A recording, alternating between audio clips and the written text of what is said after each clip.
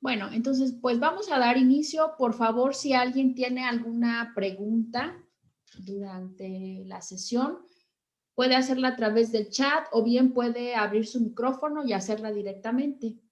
En esta primera sesión, como ya habíamos revisado en el desarrollo del temario, pues vamos a hacer un breve repaso de algunas cuestiones que ustedes seguramente ya revisaron en el curso, los cursos anteriores de microbiología. Entonces, particularmente vamos a hablar de aquellos microorganismos que son de interés desde el punto de vista sanitario, ¿sí? Es decir, que tienen relevancia en la inocuidad de los alimentos. Y pues aquí tenemos a las bacterias, a los parásitos, a los hongos y a los virus. En relación a todos estos microorganismos, pues aquí en esta diapositiva podemos ver una de las principales diferencias que es en relación al tamaño. ¿Sí? Aquí vemos, por ejemplo, aunque todos estos microorganismos son microscópicos, podemos ver la diferencia que hay entre el tamaño de un virus y el tamaño, por ejemplo, de un espermatozoide. ¿Sí? Hay una gran diferencia. Ustedes saben que para poder observar estas células, las bacterias, los glóbulos rojos, glóbulos blancos y los espermatozoides, pues es necesario contar con un microscopio óptico. En cambio, para poder observar un virus, pues es necesario hacer uso de un microscopio electrónico. Vamos a ir viendo algunas de las principales características de estos diferentes grupos y pues vamos a iniciar con las bacterias. Aquí en esta diapositiva les muestro un estoma que está sobre la hoja de un cilantro. Esta micrografía electrónica es una micrografía muy bonita y aquí con la flecha verde podemos observar en dónde están las bacterias. Esta fue una micrografía electrónica que tomamos en un trabajo de una de mis estudiantes en donde inoculamos hojas de cilantro con salmonela. Entonces, pues estos bacilos que están aquí, pues son bacilos de salmonela que habíamos inoculado sobre las superficies de las hojas. Esto es un estoma que, como seguramente ustedes saben, las plantas, las hojas de las plantas llevan a cabo su respiración a través de estas estructuras que son, se abren y se cierran para el intercambio de gases, de CO2, de oxígeno. Y esta micrografía me gusta mucho mostrarla porque podemos ver que fácilmente, ¿verdad? Y comprender que las bacterias, por ejemplo, y no se diga los virus, pues pueden estar dentro de estas estructuras que se conocen como estomas y en un momento dado, pues estas estructuras se les ha denominado como sitios protectores de las bacterias, es decir, sitios en donde las bacterias pueden estar protegidas ante agentes adversos, como pueden ser los desinfectantes. Aquí vemos una estructura de las células bacterianas, que seguramente ustedes recordarán sus clases previas en la licenciatura, en la preparatoria, en la secundaria, ¿verdad? Cuando empezamos a hablar de todo esto. Y sabemos que las... Sí, adelante. Ok. Sabemos que las bacterias pues son células procariotas. ¿Qué quiere decir eso? Pues que las células procariotas tienen una estructura simple y que es caracterizada pues por tener el material genético disperso en el citoplasma, es decir, no contienen un núcleo definido y aquí está el material genético. Puede haber material genético extracelular que se le conoce como plásmidos y estos plásmidos pues son encargados de vehiculizar cierta información genética, como puede ser la resistencia a algunos agentes antimicrobianos, ¿no? Algunos antibióticos. Las bacterias, además, pues poseen una membrana plasmática que le da ciertas características y que nos ayudan a clasificar a las bacterias. Poseen una pared celular. Algunas células, dependiendo del género, pueden o no producir cápsula. Contienen ribosomas, algunas estructuras que les permiten fijarse, como los pilis y los flagelos, ¿verdad? En relación a esta estructura de la membrana plasmática, pues nosotros clasificamos a las bacterias como bacterias gram positivas y como bacterias gram negativas. Aquí podemos ver la diferencia en cuanto a esa estructura. Las bacterias gram positivas poseen una capa muy gruesa de peptidoglucano y al interior de esa capa gruesa poseen la membrana plasmática, en la cual pues se encuentran formadas por lipopolisacáridos y por algunas proteínas. A ver, me gustaría preguntarles de qué color se tiñen las células gram positivas. ¿Alguien recuerda?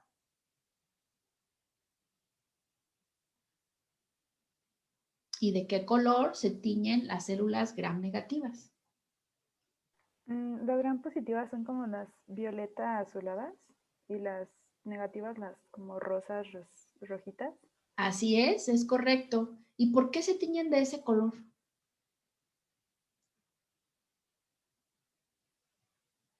¿Qué tiene que ver con esta estructura que les estoy mostrando?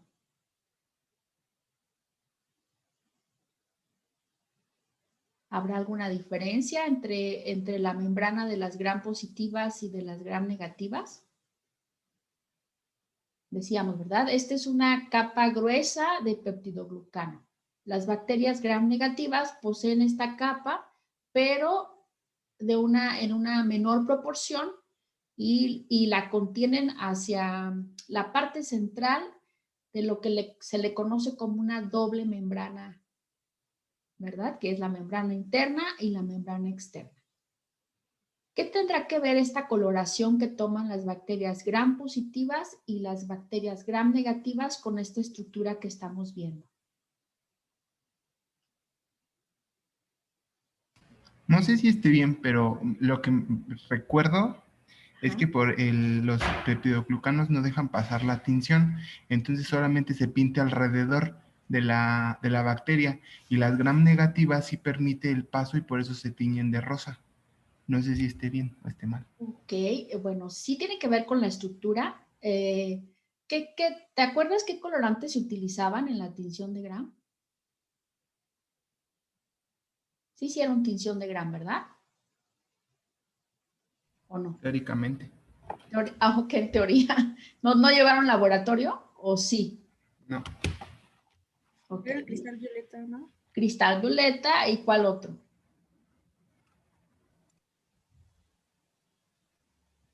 Es un colorante rojo.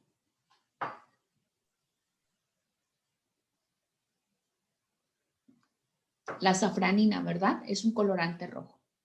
Entonces, lo que sucede es eso. El primer paso de la tinción de gram consiste en agregar el cristal violeta. Entonces, todas las células se van a teñir de violeta, ¿verdad? O este moradito que observamos al microscopio, tanto gram positivas como gram negativas. ¿Cuál es el segundo paso de la tinción? Se le agrega el yodo Lugol. Ajá, ¿y qué finalidad tiene agregarlo?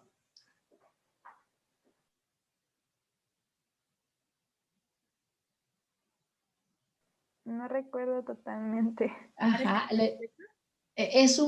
algo que se le conoce como un mordente, ¿verdad? O sea, fijar el colorante a las células. ¿Cuál es el tercer paso? El alcohol. Ajá, alcohol cetona. ¿Y para qué se agrega el alcohol cetona? Pues es que ahí es cuando cambia uno de color, ¿no? Bueno. Ajá, pero ¿para qué lo agregamos? Es un alcohol cetona. Para que no daña la célula de la bacteria. Ok, para que no la dañe. Para cuando nosotros usamos, por ejemplo, que queremos desengrasar una superficie, ¿qué usamos? Si queremos quitarle, por ejemplo, la grasa a nuestro teléfono. ¿Han usado alcohol? Sí. Sí, ¿verdad? Entonces el alcohol es un desengrasante. Imagínense, aquí tenemos lipopolisacáridos, ¿sí? En la parte externa de la célula. ¿Qué pasará si yo agrego y tenemos fosfolípidos, ¿no? Que es de lo que está compuesta la membrana. ¿Qué pasará si yo agrego un desengrasante? ¿Qué le pasará a estos fosfolípidos y a estos lipopolisacáridos? ¿Qué son los fosfolípidos? ¿Qué naturaleza tienen?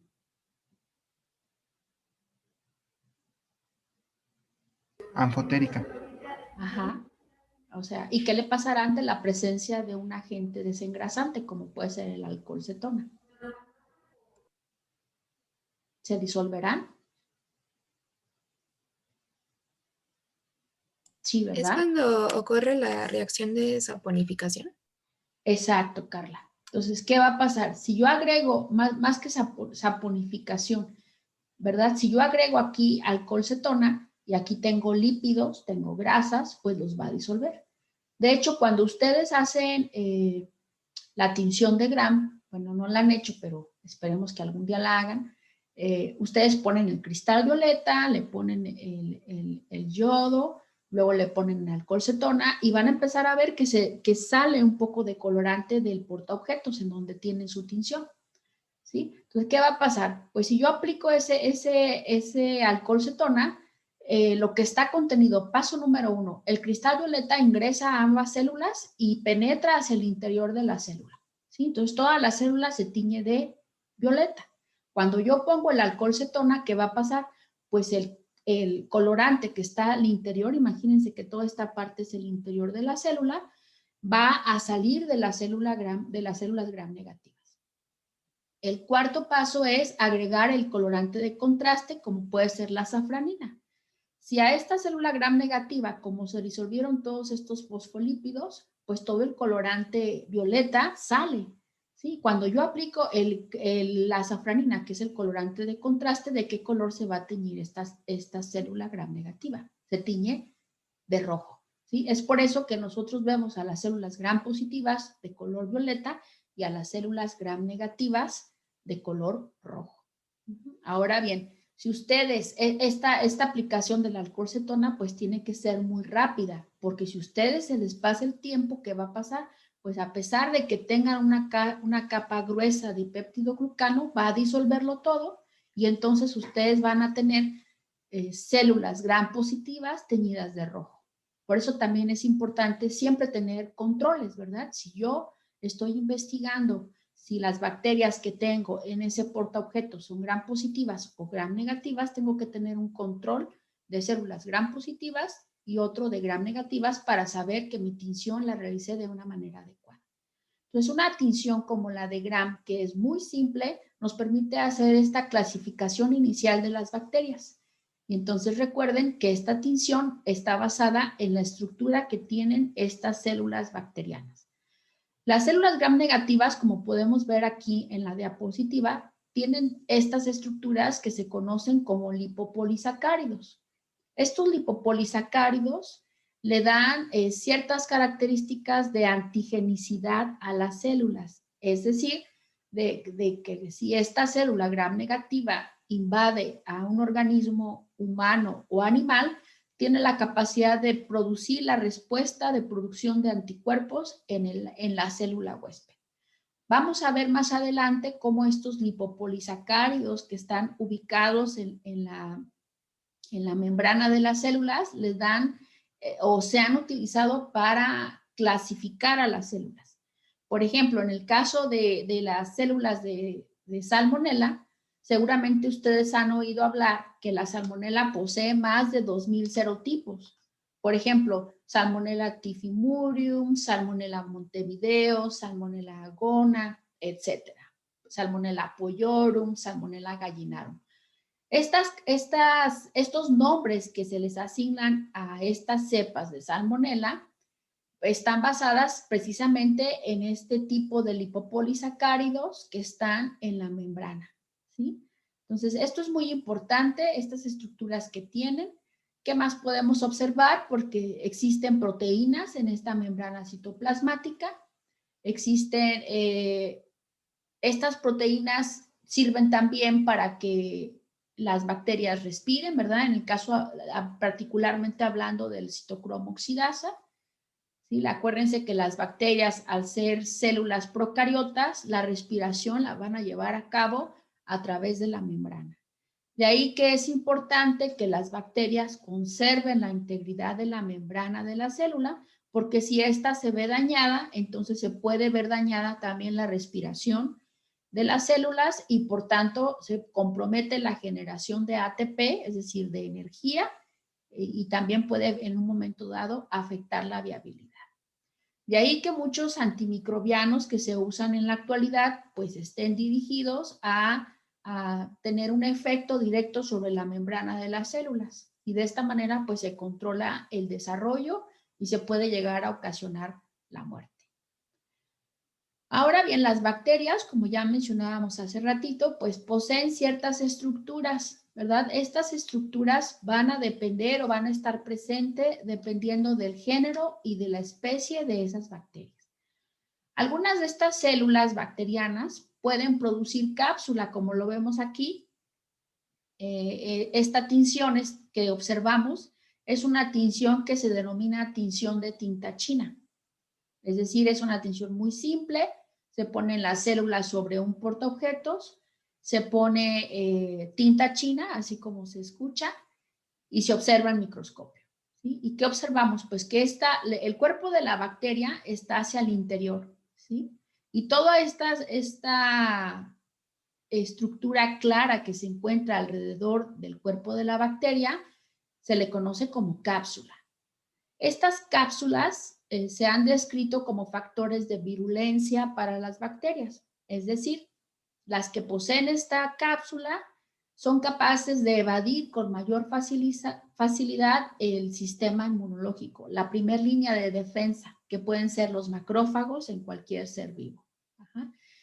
No sé si ustedes han escuchado de estas competencias que se hacen en las ferias, las ferias de pueblo, ¿no? En donde se ponía, por ejemplo, a los cerditos, se les embarraba manteca sobre la superficie del cuerpo del cerdo y se sueltan y se hace la competencia de que hombres principalmente, o algunas mujeres también, que se inscriben a esta competencia, resulta que el que logre atrapar a este cerdito, pues se lo va a llevar a su casa, ¿sí?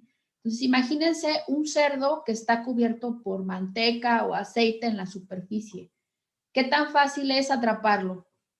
¿Verdad? Se va a resbalar fácilmente y entonces esto se dificulta. Una situación similar ocurre con los macrófagos. Recuerden que los macrófagos es la primera línea de defensa, como lo mencionaba. Lo que van a hacer es fagocitar aquellas células que reconozcan como extrañas. Entonces, si una célula bacteriana posee una cápsula, va a resbalarse, va a evadir con mayor facilidad esta actividad de los macrófagos. Estas cápsulas fueron muy descritas o en un inicio fueron descritas con una bacteria que causa neumonía y que se le llama Pneumococcus neoformans. ¿Sí? Se observaba, o los investigadores en aquella época observaron que las células del neumococo que producían estas cápsulas producían unos cuadros severos de neumonía. Y de ahí, bueno, se empezó a describir y a estudiar. Otras de las estructuras que poseen las bacterias son las esporas. Las esporas, aquí vemos algunos al género Bacillus, pueden estar ubicadas en diferentes posiciones dentro del cuerpo bacteriano. Pueden estar, por ejemplo, en un extremo de la célula, pueden estar al interior de la célula bacteriana o pueden estar inclusive deformando el cuerpo de la célula, ¿no? Como lo podemos ver aquí y ocupando un mayor espacio. Entonces, también se ha visto, aunque no es una forma contundente para identificar a un género, a una especie, sí, cuando se observan al microscopio, pues pueden ser elementos que ayuden a esa identificación. ¿Alguien me puede decir cuál es el objetivo o para qué forman esporas las bacterias?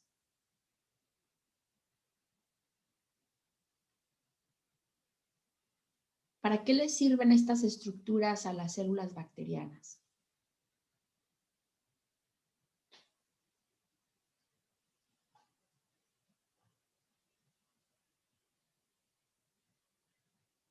¿Para reproducirse? Para reproducirse, no. ¿Como defensa? Como defensa, a ver, por ¿Para ahí dispersarse? para dispersarse, muy bien. O sea, pueden dispersarse, ¿verdad? De hecho, las bacterias que poseen esporas, las esporas se dispersan fácilmente, pero ¿cuál será el objetivo de que una bacteria forme esporas? ¿O ante qué circunstancias forman esas esporas?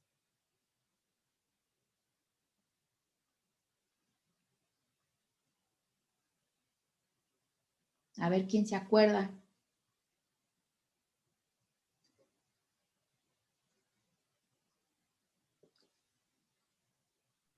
A ver, Abril o Dante, ¿nos ibas a comentar algo? Pues era por supervivencia, ¿no? Exacto. A ver, ¿y qué tiene que ver con la supervivencia, Dante? Pues que si se sentía como en condiciones adversas o que estaba afectándose, pues producía esporas. Exacto. Entonces, una condición adversa, por ejemplo, ¿cuál se te ocurre?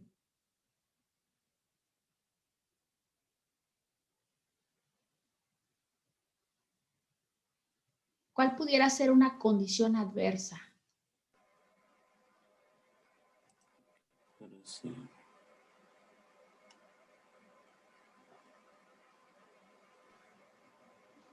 A ver, Maricruz, ¿cuál pudiera ser una condición adversa?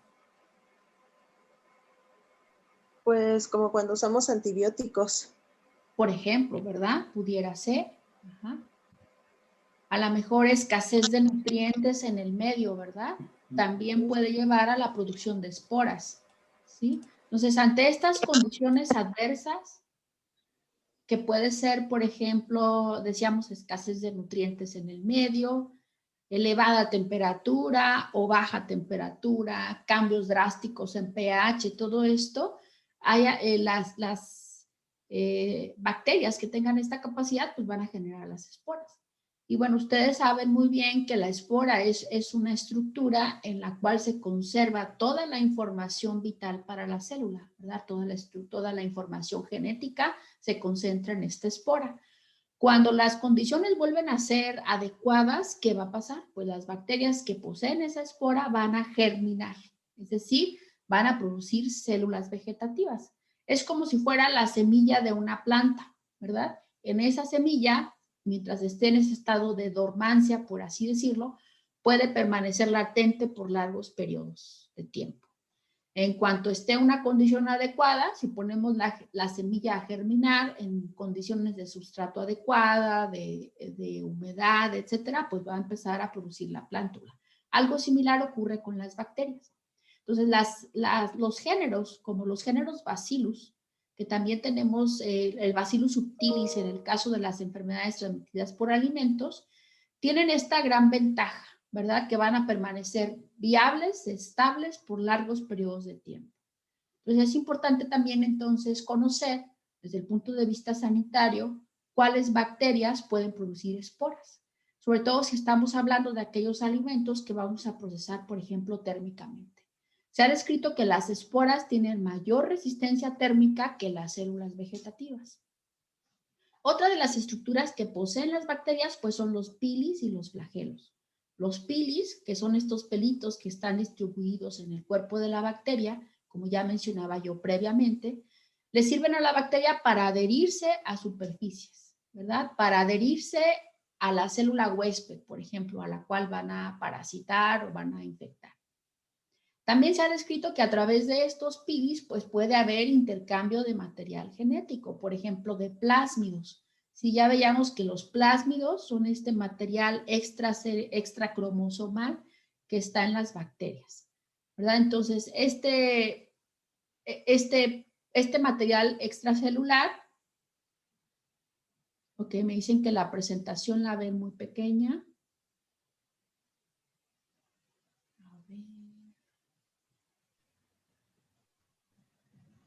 Y es que se ven las dos pantallas, o sea, de la diapositiva que está ahorita y la que continúa. A ver, déjame ver cómo quitaré esta opción.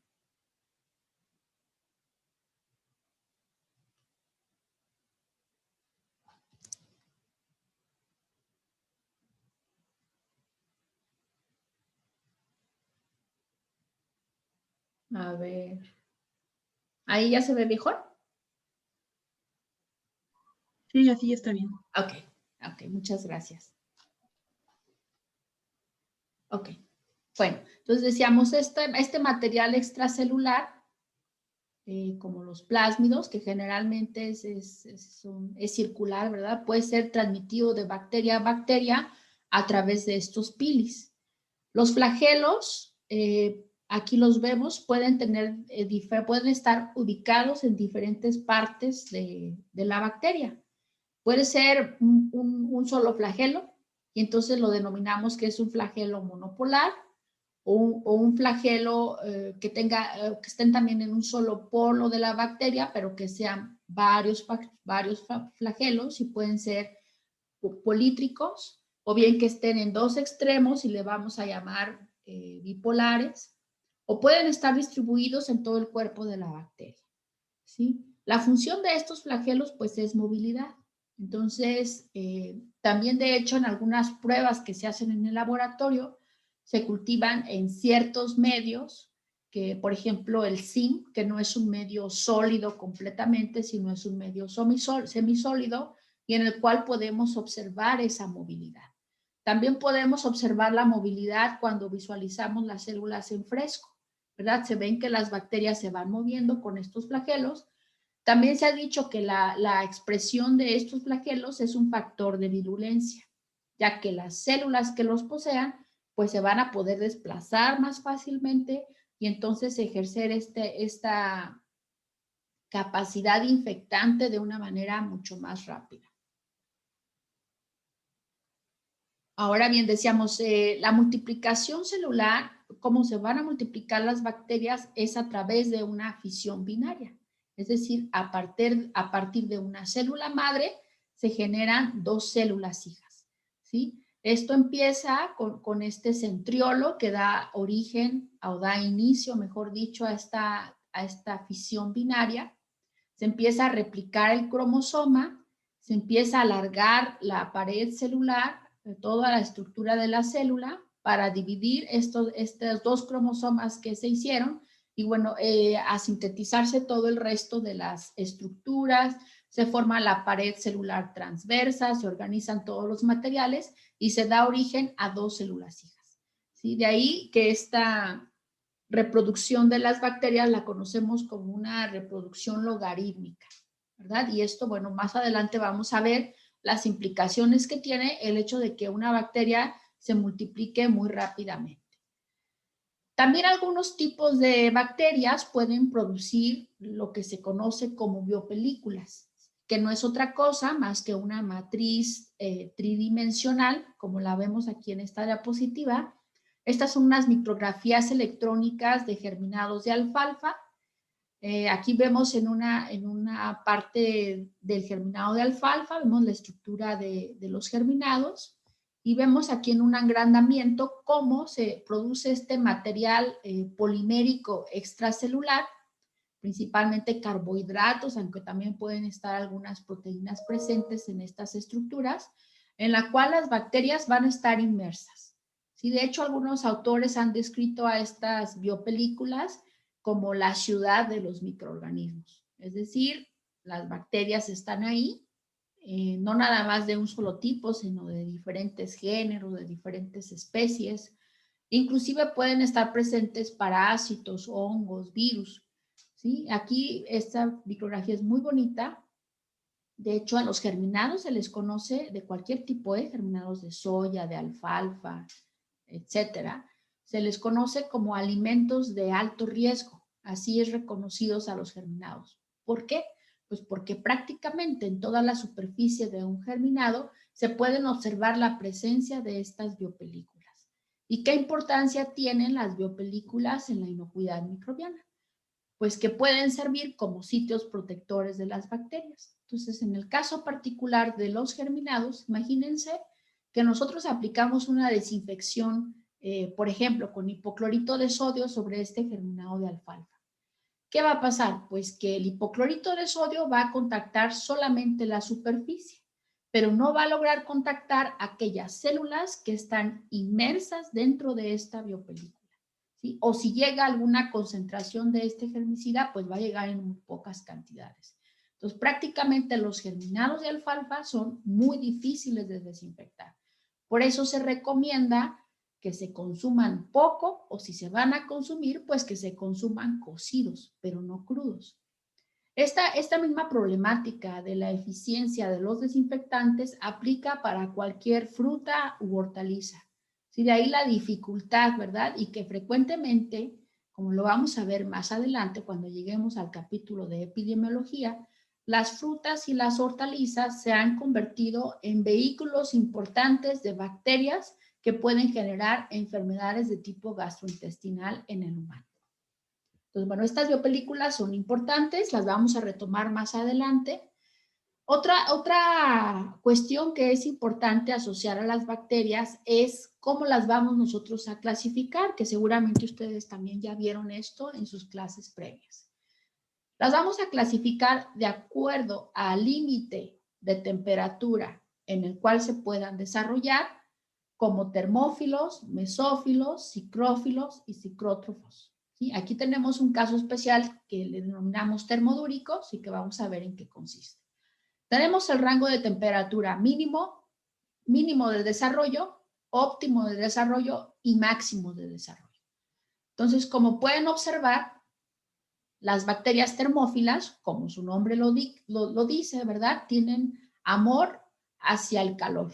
Entonces, su temperatura óptima de desarrollo va a estar en un rango relativamente elevado, ¿sí? De 55 a 75. Las bacterias mesófilas van a tener una temperatura óptima de desarrollo, perdón, aquí hace falta un 0, de 30 a 35 grados centígrados, 37 más o menos. Los ciclófilos, una temperatura baja de 12 a 15 grados, y los ciclótrofos van a tener un rango de temperatura que es similar al de los mesófilos, ¿verdad? Como podemos observar aquí. Entonces, a ver, me gustaría saber qué entienden por temperatura óptima de desarrollo y cuándo sabemos que esa temperatura es óptima.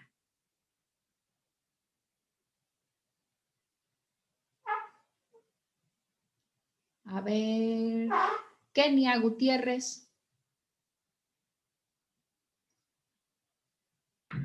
Pues óptimo sería cuando hay más desarrollo microbiano. Ok, ¿y Porque qué puede quiere ser que en el decir mínimo eso? y en el máximo pues haya pues una pérdida, por así decir, que no se desarrollen tan correctamente. Exacto. ¿Y cuándo sabemos que, dices tú, hay más desarrollo, ¿verdad? Hay un desarrollo óptimo. ¿Y cómo sabemos o a qué está asociado ese desarrollo óptimo? ¿Qué tipo de reproducción tienen las bacterias?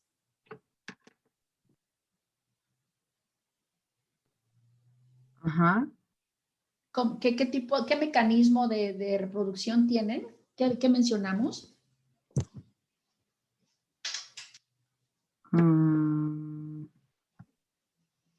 Pero en relación a la temperatura. No, en relación al mecanismo de reproducción. ¿Qué acabamos de decir? Por la fisión binaria. Exacto, fisión binaria, ¿verdad? A ver, entonces, ¿en cuánto tiempo se multiplica una bacteria? O sea, ¿en cuánto tiempo ocurre esta fisión binaria?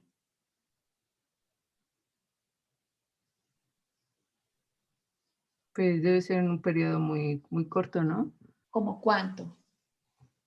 A ver, ¿quién le ayuda a Kenia? ¿En cuánto tiempo en promedio ocurre esta fisión binaria? ¿Cuánto se imaginan? ¿1 minuto? 2 minutos? ¿Cuánto será? Pues yo creo que ahí depende de la temperatura, ¿no? Por eso sería, depende a qué grupo pertenezca. Claro, ¿verdad? Pero ¿en cuánto tiempo voy a tener 2 células hijas? Y esto va relacionado con la temperatura óptima, ¿eh? ¿No se acuerdan? Bueno, en promedio, en una célula de Escherichia coli, que es como de las células más estudiadas, de las células bacterianas, ocurre en 20 minutos. ¿Sí? Este proceso de fisión binaria van a transcurrir 20 minutos para que una célula dé origen a una célula hija. ¿Sí? Entonces, en ese sentido, cuando hablamos de una temperatura óptima, quiere decir, por ejemplo, Escherichia coli es un mesófilo, ¿verdad? Entonces quiere decir que sí, como bien nos mencionaba Kenia, Depende de la bacteria. En el caso de los mesófilos, como E. coli, si yo la incubo de 30 a 37 grados, ¿qué va a pasar? Pues es que ese tiempo de fisión binaria va a ocurrir en 20 minutos. ¿Qué va a pasar si a ese mesófilo yo lo pongo a 4 grados centígrados? ¿Qué va a pasar con ese tiempo de división celular? Bueno, a Va a 10 aumentar. va a aumentar, Dante. Es decir, en lugar de durar 20 minutos, va a durar, no lo sé, ¿verdad? Tendríamos que hacer el estudio, pero puede durar 1 hora, 2 horas, ¿de acuerdo? Entonces, por eso es importante saber qué tipo de microorganismo tenemos. En el caso particular de los mesófilos, como Escherichia coli, como podemos ver, su rango de temperatura mínima de desarrollo es 5 grados. Aquí, en términos generales. ¿Cuál es la temperatura óptima de refrigeración? ¿A qué temperatura tenemos los refrigeradores? ¿O deberíamos tener los refrigeradores? Dicen a 4 grados. Esa es la temperatura óptima de refrigeración. Un buen refrigerador tiene que estar a 4 grados centígrados. Sandra, ¿ibas a comentar algo? ¿No? No. Ok. Entonces, a 4 grados centígrados. Sin embargo, uno va a los supermercados y ¿qué encuentra uno? Estos refrigeradores abiertos, ¿verdad? O sea, que no tienen puertas. Sí se han fijado en algunos centros comerciales. Yo los he visto con frecuencia, por ejemplo, en la Comercial Mexicana. ¿Sí? Y si uno toca lo que está en la superficie, pues puede uno fácilmente entender que ahí no está a 4 grados, sino que estás por arriba. Entonces, ¿qué va a pasar? En el caso de los mesófilos, por abajo de 5 grados no se van a multiplicar. ¿Sí? Entonces, una manera de controlar el desarrollo de las bacterias mesófilas es una buena refrigeración. En contraste, por ejemplo, los psicrófilos, ¿qué va a pasar? Pues su temperatura óptima de desarrollo va a ocurrir en una temperatura baja, ¿sí? De 12 a 15 grados centígrados. ¿Sí? Eso quiere decir entonces que a pesar de que yo refrigere un alimento, si ahí tengo psicrófilos, estos van a continuar su desarrollo. En el caso de los psicrótrofos, su temperatura óptima de desarrollo es parecida a un mesófilo. Sin embargo, si yo refrigero este alimento y ahí hay psicrótrofos, van a desarrollar, pero como mencionaba hace rato Dante, ¿verdad? Los psicrótrofos van a desarrollar, pero lo van a hacer de una manera muy lenta. Sin embargo, van a continuar su desarrollo. ¿De acuerdo? Entonces, por ejemplo, por estas características de psicrótrofo y psicrófilo son importantes, ¿sí? Ustedes seguramente han comprado leche pasteurizada, ¿verdad?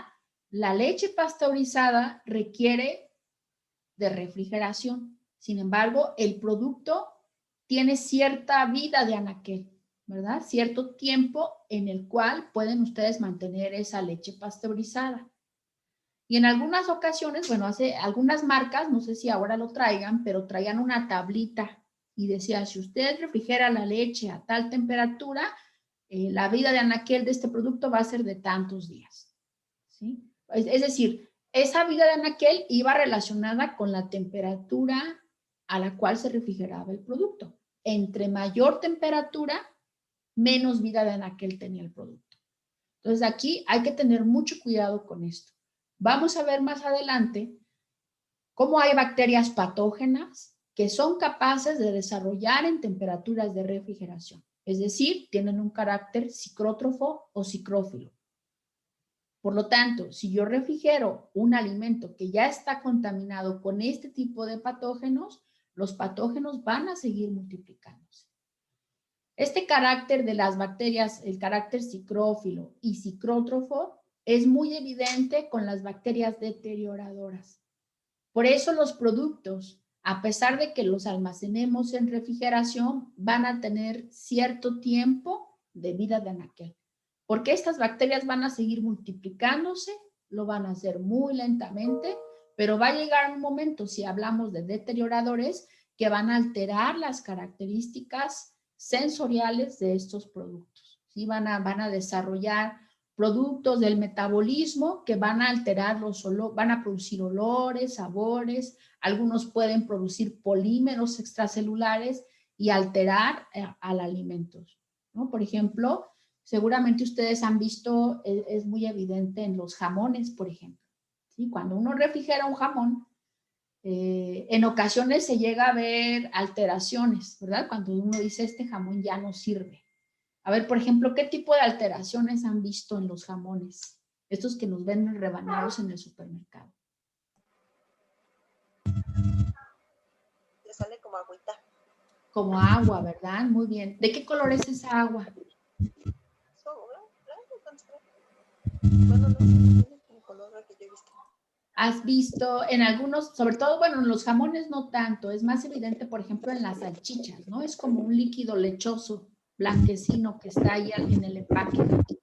Sí lo han visto, ¿verdad? ¿Qué más? ¿Qué otro tipo de deterioro han visto en los jamones, en las salchichas? El mal olor y que se pone como baboso. Ajá. De hecho, si tú los separas, hasta se ven como unos hilos, ¿verdad? Así como unas babitas, como tú dices, entre rebanada y rebanada o entre salchicha y salchicha. Esas alteraciones son típicas de las bacterias acidolácticas. Entonces le cambia el olor, se ponen ácidos, producen estos hilos filantes entre rebanada y rebanada, ¿verdad? Esta mucosidad. Seguramente también han visto que los jamones cambian de color, ¿sí? Un tono verdoso ahí, muy bonito, ¿verdad? Brillante en la rebanada. Este color lo producen las pseudomonas. Entonces, las bacterias acidolácticas y las pseudomonas son psicótrofos y se han asociado constantemente al deterioro de lácticos, o sea, como de productos lácteos como quesos, de embutidos, algunas verduras, algunas salsas también que son muy ácidas, ¿no? Las bacterias acidolácticas tienen esta capacidad de desarrollar a pHs muy ácidos. Entonces van a deteriorar aquellos alimentos que tienen pHs ácidos. Entonces, bueno, esto es muy importante, esta clasificación. Aquí hay rangos de temperatura muy gruesos, pero es importante cuando lleguemos a la parte de los patógenos, ir ubicando qué características va a tener cada uno. ¿Sí? Entonces, la temperatura bajo la cual desarrollan de manera óptima es muy importante identificarla para cada tipo de bacteria patógena. ¿De acuerdo? Bueno, ¿alguna pregunta sobre termófilos, mesófilos, psicrófilos y psicrótrofos? ¿Queda claro todo esto?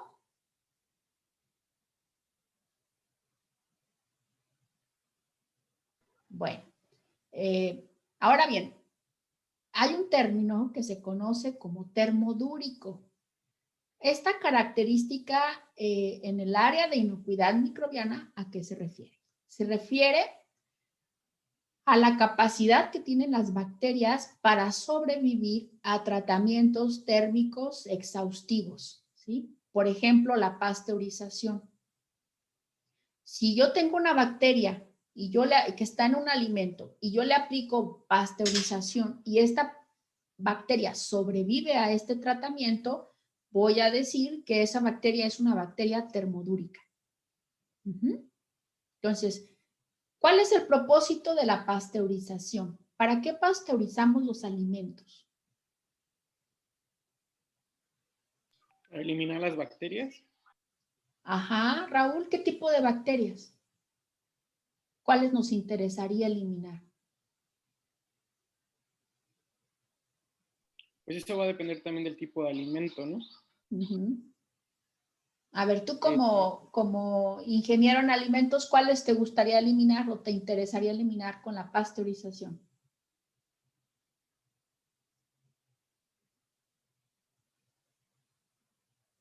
Los de la leche.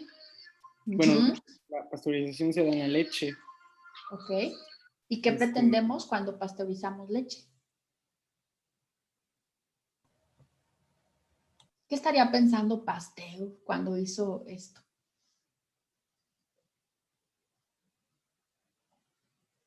Pues es para eliminar las bacterias que resulten dañinas al ser humano, ¿no? Exacto, exacto. Ale, ¿verdad? Sí. Ese es el objetivo de la pasteurización, eliminar bacterias patógenas. Para eso aplicamos pasteurización. ¿Y qué pasa? Pues en el camino, como los tratamientos térmicos de pasteurización no son exclusivos, seguramente cuando tú pasteurizas vas a eliminar algunos microorganismos deterioradores como los que ya mencionábamos, ¿verdad? Entonces, un alimento que está pasteurizado va a tener en consecuencia una mayor vida de anaquel, pero el objetivo central de la pasteurización es eliminar a las bacterias patógenas. Ese es el objetivo. Ahora bien, tenemos otro tipo de tratamientos como pueden ser la ultrapasteurización, que aquí, a diferencia de la pasteurización tradicional, se aplican temperaturas mucho más elevadas por tiempos cortos, ¿sí? Este tratamiento lo que va a hacer es que se eleva la temperatura y se baja drásticamente. Con esto se van a destruir esporas, fíjense nada más. Entonces, cuando destruyes esporas, la vida de anaquel todavía se hace mucho más larga. Por eso, cuando nosotros tenemos leche ultra pasteurizada, como bajamos a su mínima expresión la población que está ahí presente, estos productos no requieren como agente coadyuvante de preservación a la pasteurización, a la refrigeración. ¿Sí? Entonces, un producto que está ultra pasteurizado lo puedo mantener a temperatura ambiente. Sin embargo, también va a tener una vida de anaquel, o sea, no es eterno, ¿verdad? El siguiente escalón es los alimentos enlatados, por ejemplo, ¿sí? Ahí sí, un alimento enlatado, mientras yo no lo abra, puede tener una vida de anaquel hasta de 1 año o más, ¿sí? ¿Por qué? Pues porque ahí los tratamientos térmicos son mucho más drásticos y esto va a garantizar que vamos a eliminar una mayor proporción de microorganismos. De hecho, al tratamiento que se aplica a los alimentos enlatados se les denomina esterilización comercial, entre comillas, esterilización, porque no es que el alimento esté estéril, sigue habiendo microorganismos, pero son mínimos los que están presentes y como además los alimentos enlatados están al vacío, pues todavía esa capacidad de multiplicación en ese ambiente se reduce considerablemente. ¿De acuerdo? Entonces, regla número 1, y esto se lo van a grabar para siempre. No hay microorganismos patógenos, es decir, que se asocien o que se transmitan por los alimentos que sean termodúricos. No hay. Todos tenemos que tener esa capacidad de destruirlos ante un buen tratamiento térmico. Y ahí la parte de ustedes como ingenieros, pues es muy importante porque ustedes van a cerciorarse de que los tratamientos térmicos que se aplican a los alimentos sean capaces de destruir a todas las bacterias que pueden ser vehiculizadas a través de los alimentos y que pueden generar enfermedad en el humano. Otra característica que es muy importante es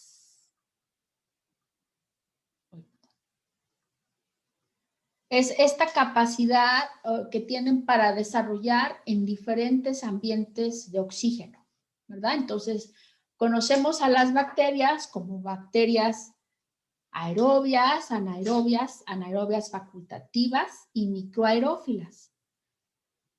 Entonces, las bacterias aerobias, pues como su nombre lo exige, su nombre lo indica, requieren necesariamente la presencia de oxígeno para poder vivir, ¿verdad?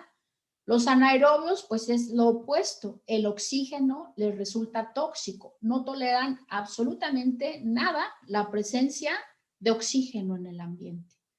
Tenemos bacterias patógenas aerobias y bacterias patógenas anaerobias. La típica bacteria patógena anaerobia es el Clostridium botulinum. Seguramente ustedes han oído hablar de esta bacteria, ¿verdad? El Clostridium botulinum es un anaerobio estricto y muere en presencia de oxígeno.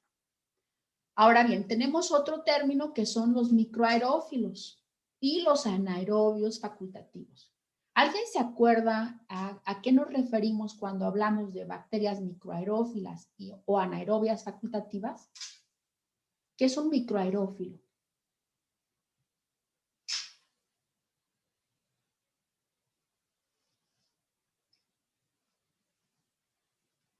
¿Qué les dice ese término? Microaerófilo. Que requieren muy poquito oxígeno. Ajá, ajá. Que pueden tolerar pequeñas cantidades de oxígeno, ¿verdad? Si excede esa cantidad, pues puede resultarles tóxico, ¿sí?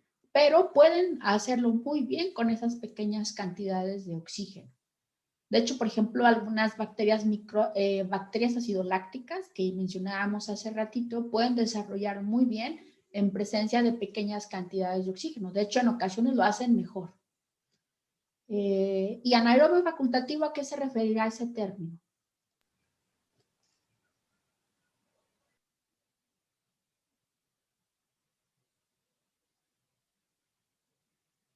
A ver, Elsie, ¿estás por aquí? Sí, podría ser que toleran sí la cantidad de oxígeno, pero no es como que puedan crecer como en total ambiente del oxígeno. También como que les resulta un poco tóxico, si mal no recuerdo. ¿Y no sería entonces eso microaerófilo?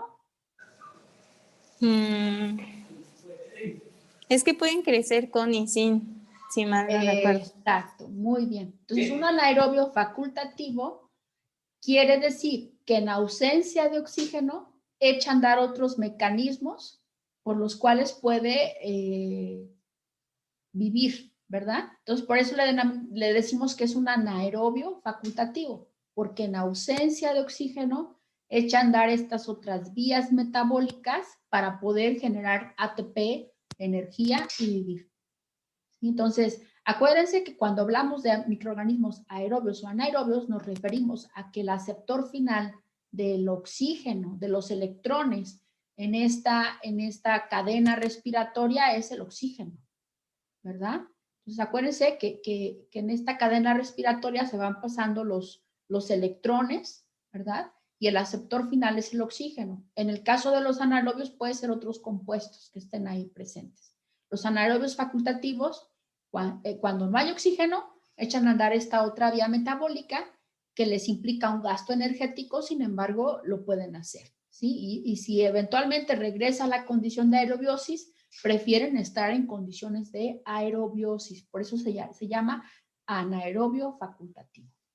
Entonces, esto también es bien importante y es importante, más importante aún tener presente en el caso de un alimento, en qué escenarios podemos tener estas diferentes concentraciones de oxígeno.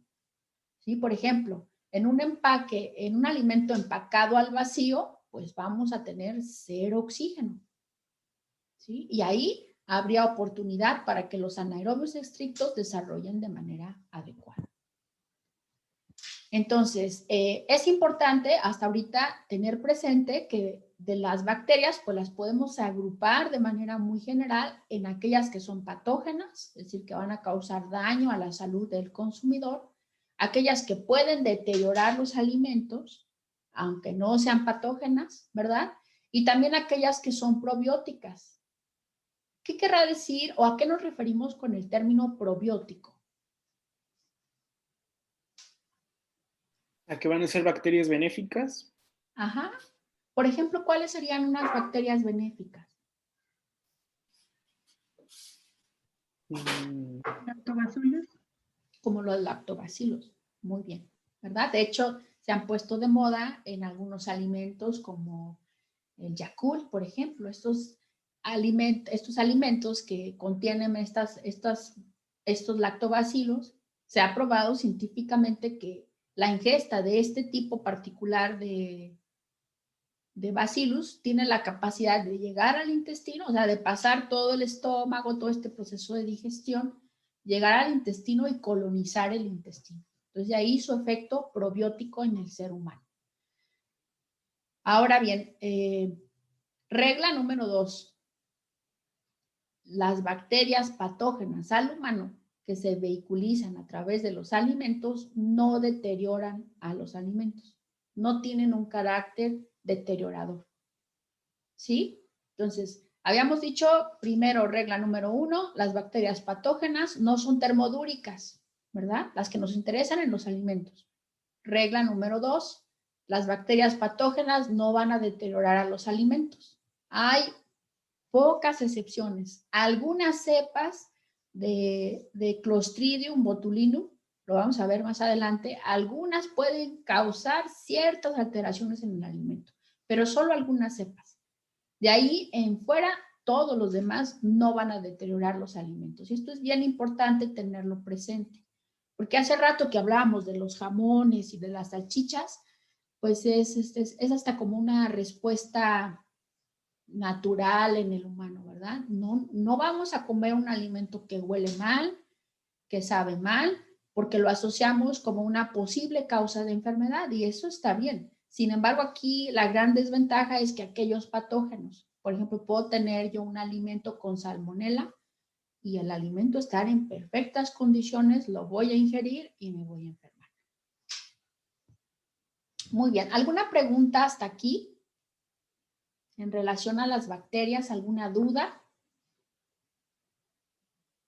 Fue un repaso muy rápido, pero bueno, ya todo esto ustedes ya lo saben, lo vieron con mayor detenimiento en sus cursos previos. Bueno, si no hay más dudas, entonces vamos a continuar con estos agentes, ¿verdad? Que seguramente también los han estudiado, los hongos. Los hongos tienen una amplia distribución en la naturaleza. A diferencia de las bacterias, los hongos son células eucariotas, son microorganismos aerobios estrictos. Entonces, fíjense qué interesante, se empieza a poner aquí el asunto. Si yo veo un queso que está empacado al vacío y veo que tiene presencia de hongos, ¿cuál será la conclusión a la que llego? Que no está bien empacado al vacío. Exacto, que no está bien empacado al vacío o que ese empaque no es impermeable al oxígeno, ¿no? Sino que permite el paso. Entonces, esto es bien interesante porque de ahí puedo empezar a sacar conclusiones. Tienen una pared celular con quitina, ¿sí? Nosotros tenemos células eucariotas, pero nuestras células no tienen quitina en esta pared celular. ¿Y por qué es importante esto? Por ejemplo, aunque no es el tema, ¿verdad? Pero han visto de estos hongos que causan enfermedades en las uñas, en la piel, en el caso de nosotros los humanos, ¿verdad? Muchos de los antimicóticos que están presentes en estos medicamentos que se utilizan para contrarrestar, por ejemplo, el pie de atleta, las uñas con hongos, tienen un compuesto que va a inhibir la síntesis de quitina en los hongos. Entonces, al inhibir la síntesis de quitina, ¿qué va a pasar? Pues va a afectar la viabilidad de estos hongos. Y es la manera en la cual se pueden contrarrestar estos hongos en el humano, a pesar de que son células eucariotas. ¿Sí? Son osmotolerantes. ¿A qué se referirá esta característica de osmotolerancia?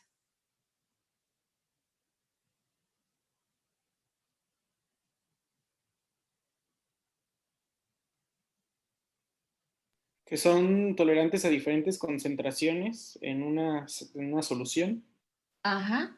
Por ejemplo, particularmente altas concentraciones de azúcares, ¿verdad, Raúl? Altas concentraciones de azúcares que van a afectar la osmolaridad, como tú dices, de este sustrato, de esta solución. Entonces, los hongos son osmotolerantes, van a soportar altas concentraciones de azúcares en el medio. Y esto empieza a tomar lógica. Nosotros podemos observar, por ejemplo, en los almíbares de algunas frutas, estas que se venden frutas en almíbares, si no son preparadas adecuadamente, podemos ver el desarrollo de hongos, ¿sí? En el caso, por ejemplo, de algunas jaleas, mermeladas, podemos llegar a ver el desarrollo de hongos en la superficie de las mermeladas o de las jaleas. ¿Sí? O a veces en los restos que quedan sobre la pared, sobre la tapadera del frasco, ahí también se pueden apreciar hongos.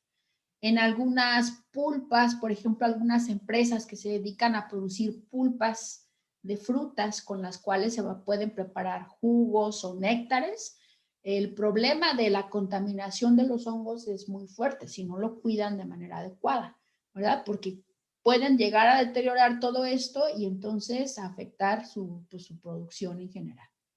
Son microorganismos pluricelulares, es decir, en el caso de las bacterias, una sola bacteria pues da origen a todo un organismo. Y en el caso de las células de los hongos, no, ¿verdad? Necesitan tener varias células.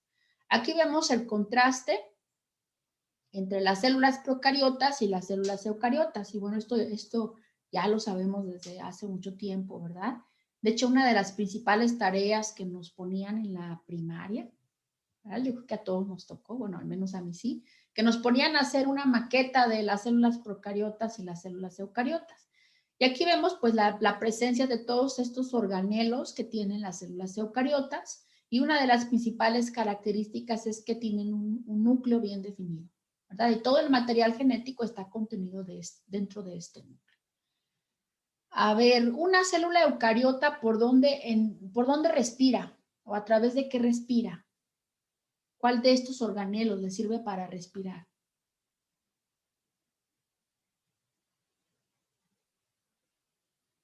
Ivette, ¿te acuerdas por dónde respira una célula eucariota?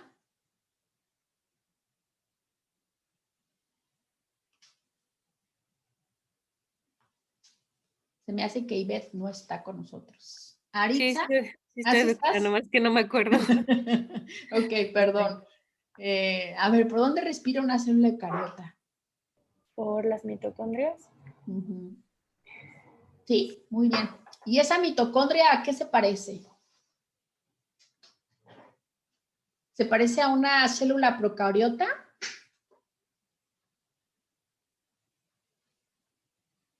Pues sí, parece. Sí, ¿verdad? Se parece a una célula procariota. De hecho, una de las teorías de la evolución dice justo eso, ¿no? Que una célula procariota quedó englobada dentro de una célula eucariota, y de ahí que en la mitocondria se lleve a cabo la respiración celular. Ya decíamos que en las células procariotas, estas van a respirar a través de la membrana plasmática, ¿verdad? Entonces, esto es importante tenerlo en cuenta. Los hongos pues van a producir micelio, que es esta estructura que vemos aquí, que es el conjunto de hifas, ¿verdad? Aquí sí, los hongos se van a reproducir mediante esporas. Y bueno, a través de estas esporas que las vemos aquí, van a tener diferentes posiciones, diferentes organizaciones, y podemos clasificar a los hongos de manera, por su morfología microscópica, ¿verdad? Cómo están las esporas distribuidas en las estructuras celulares, y en base a eso se clasifican. Estas esporas de hongos también tienen una resistencia térmica, aunque no es tanta la resistencia como las que encontramos en las bacterias. Sin embargo, también es importante tenerla presente. Entonces, fíjense nada más. Cuando nosotros tenemos un micelio, como el que vemos aquí en esta fotografía, empiezan a producirse las esporas. Si llega, por ejemplo, un aire, ¿qué va a pasar? Pues estas esporas se dispersan en el ambiente fácilmente y pueden llegar a contaminar otras superficies. De ahí que si a nosotros nos interesa ver, por ejemplo, la calidad de un aire dentro de una empresa productora de alimentos, una de las estructuras que vamos a buscar es la presencia de hongos. Y eso nos va a hablar de qué tan contaminado o qué tan susceptible a fuentes de aire puede estar esa empresa productora de alimentos. ¿Qué más? Pues estos hongos van a desarrollar en bajos contenidos de humedad, ¿verdad? Por ejemplo, y aquí vemos, son típicos los hongos en algunos cereales, ¿sí? Como el maíz principalmente. Van a desarrollar en un rango amplio de pH. Pueden estar en alimentos muy ácidos o en alimentos muy alcalinos. Entonces tienen importancia en ese sentido. Son mesófilos y son ciclótrofos. Podemos observar nosotros con frecuencia si almacenamos algunas frutas, como por ejemplo aquí fresas, en el refrigerador podemos observar el desarrollo de estos hongos ahí, ¿verdad? Son aerobios estrictos, como ya mencionaba anteriormente.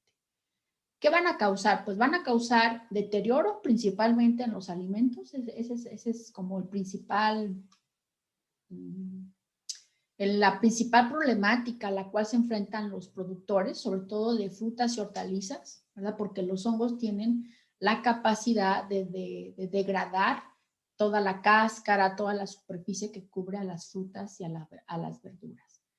Y también son importantes desde el punto de vista de inocuidad porque van a causar enfermedad, producen unas toxinas que se almacenan ahí o que permanecen en los alimentos y nosotros las ingerimos y esa es la importancia desde el punto de vista de inocuidad. ¿Qué aplicaciones van a tener? Pues como ya mencionaba, podemos usarlos como indicadores de prácticas sanitarias, ¿verdad? Si un alimento se expuso o no a una fuente de contaminación, por ejemplo. Y también tenemos la ventaja de que los hongos se pueden usar para producir alimentos, como cuáles, por ejemplo, pan, vino, cerveza, tequila, ¿verdad? Son importantes los hongos para eso.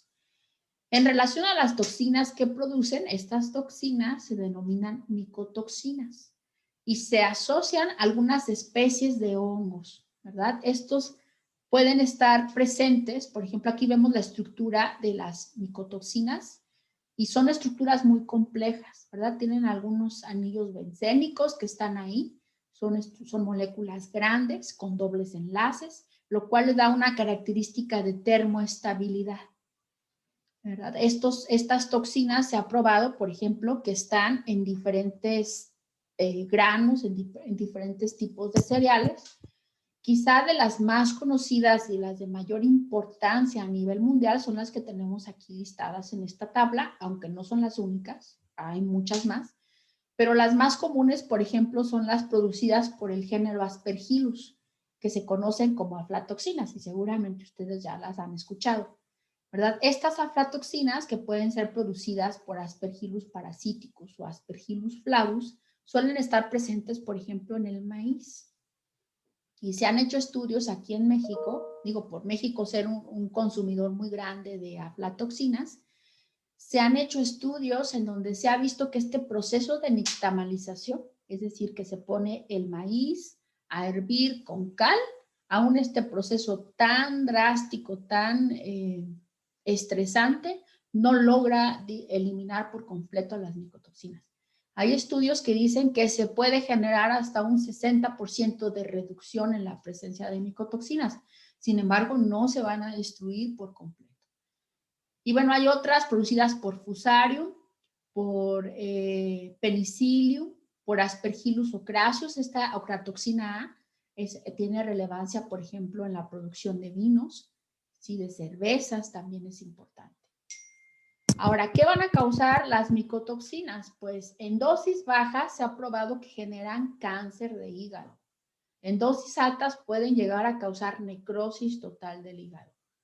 ¿Sí? En el caso, por ejemplo, de las vacas, se ha observado que si las vacas son alimentadas con ensilados que están contaminados con hongos y que se han producido las toxinas, las vacas ingieren la toxina, tratan de metabolizar esta molécula, la van a excretar a través de la leche en forma ya no de aflatoxina A, sino de aflatoxina M, que lo que va a pasar es que van a cambiar algunos enlaces de la molécula, sin embargo se sigue excretando.